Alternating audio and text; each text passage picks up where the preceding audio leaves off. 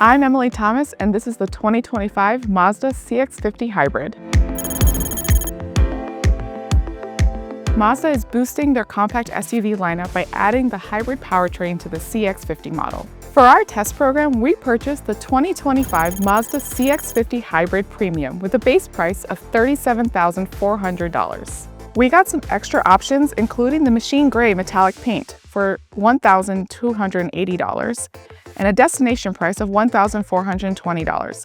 This brings our grand total to $40,100. This is a compact SUV, similar to a RAV4 Hybrid or a Tucson Hybrid. Now, you can still get the gas version of the CX-50 with a base price around $30,300.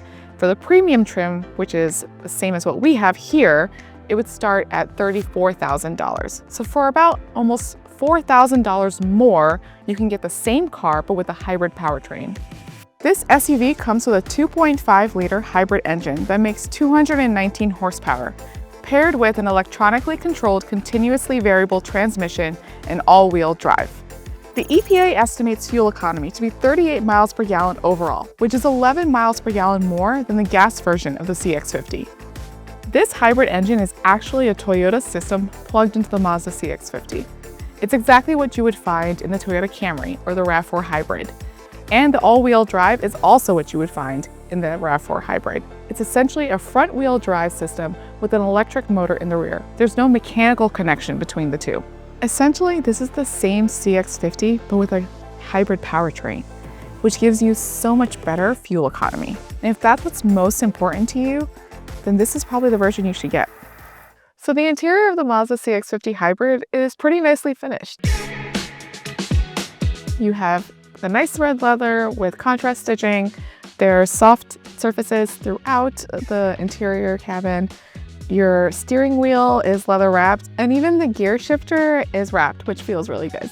Even though the seats look nice, they were pretty uncomfortable for me. I found them to be really stiff, and I don't even have that long of a commute. It's maybe 40 minutes. So I imagine that even on a longer drive, I would be adjusting my body a lot as I'm driving to get more comfortable, which is not ideal. Some of our testers felt differently than me though, so I really think it's important to try the seats out yourself before purchasing.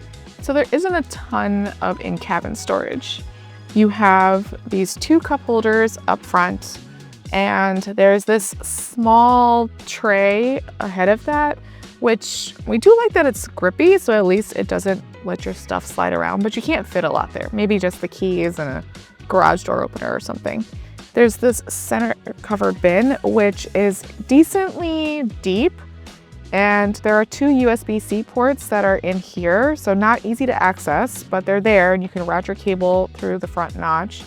And then underneath the front edge of the covered bin is where you have your wireless phone charger. So it's kind of awkward to get to and like put your phone in. Once it's there, it's fine.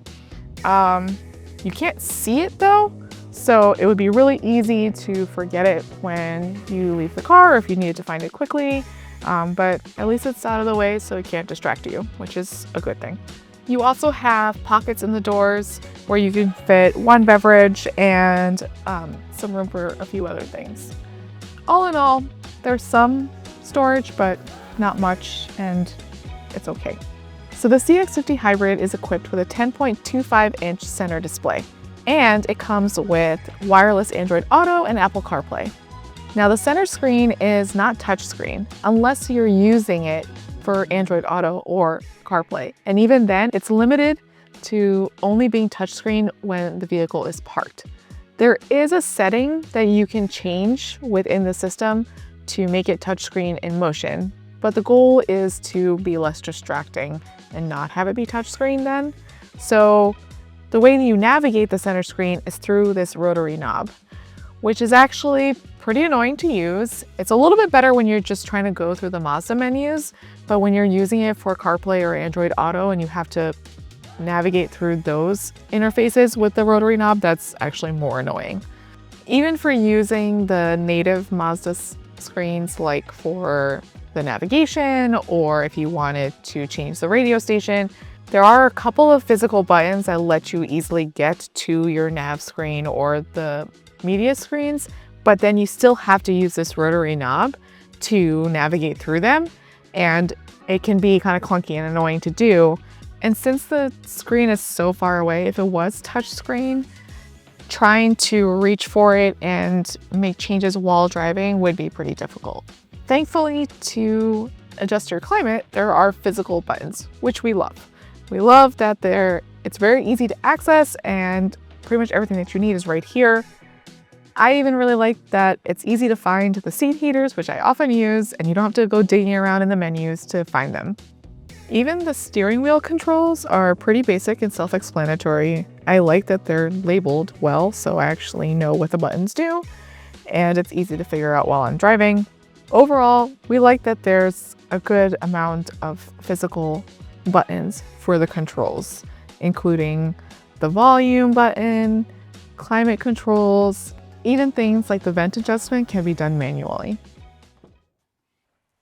So the rear seat cushion is actually less firm than the front seats. I think I would be more comfortable back here, except for the fact that the cushion length is kind of short. So it's not really giving a lot of thigh support, which might be uncomfortable for longer rides. It is a bit tight back here, which is sort of par for the course for a compact SUV. There's not a ton of leg room. I like that for the rear seats, the outboard seating positions have these rear belt guides, which are meant to help improve seatbelt fit. So it's good to make sure that your rear outboard seatbelts are all routed through these guides so that your seatbelt can fit properly for whoever's sitting back here. So now moving to the back of the vehicle, let's check out the cargo space. We have a power lift door. I really love that you have the power button and also a lock button for the whole vehicle. So when you're done taking all your groceries out, you can just hit that button and be good to go. The cargo area is pretty decent. It's nice and wide and also deep. You have a small bin over here to the side for some storage, and you have another bin over here on this side where I tend to like to stash my head restraints when I have to remove them for car seat installations. So it's a good way to keep it nice and stowed. You have this retractable cargo cover, which is also good. Overall, really decent for cargo area. You can fold the second row seats all the way down. It is a 60-40 split, so depending on how much additional room that you need, you would be able to do that. And what's really nice is that you can fold the second row down from back here with this lever.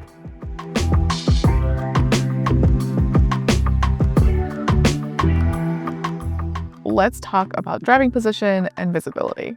I found that I was able to get into a pretty comfortable position for driving.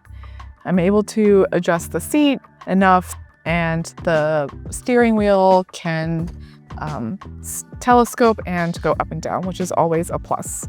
I did find that for me personally, the seating position is a little bit wide for the driver's side, and so being able to comfortably rest my arms on the door sill or the center console is a little difficult. I have to lean in or outboard a little bit more if I want to have a good firm rest. Visibility wise, front visibility is pretty good. The A-pillars are pretty thin and they get a little bit thick towards the bottom, but it's not too problematic. Rear visibility is where it gets a little more difficult. The rear window is kind of short, so you feel like you have a limited view. Even when you're looking through the rear view mirror, you don't feel like you're getting a full view out the rear window. Also, the rear pillars are really thick. Thankfully, there is a small third window behind the second row windows to give you some improved visibility for your blind spot, but overall, rear visibility could be significantly improved.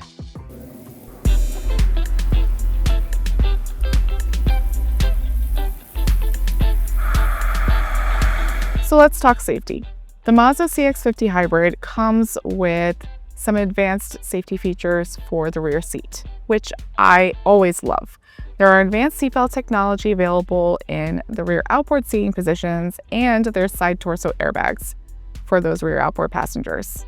It also has a basic end of trip reminder to remind you to check the back seat for passengers at the end of your trip, with an audiovisual alert in the driver cluster. So the CX-50 comes with a rear belt minder. In this model, it's more of an unbuckled alert rather than both a buckle up reminder and unbuckled alert. You do get a visual at the beginning of the trip telling people to buckle up, but that's it. It's just a visual. And it's here in the overhead console, which is also where you get the unbuckled alert. So if a rear passenger unbuckles during the trip, this will light up and it will chime to let the driver know that somebody has unbuckled. Usually I do not like when it's up here on the overhead console because it can be difficult to find. It's very distracting as a driver not knowing where the car is chiming from. However, I do like that Mazda also puts a message in the driver cluster for the driver to know, so you don't have to be searching your vehicle trying to figure out what's dinging. The CX-50 Hybrid is also equipped with standard advanced driver assistance systems across trim lines, including the automatic emergency braking with pedestrian and cyclist detection, highway speed AEB, adaptive cruise control, blind spot warning, rear cross traffic warning, lane keep assist, and lane departure warning. For more on hybrid SUVs, visit consumerreports.org.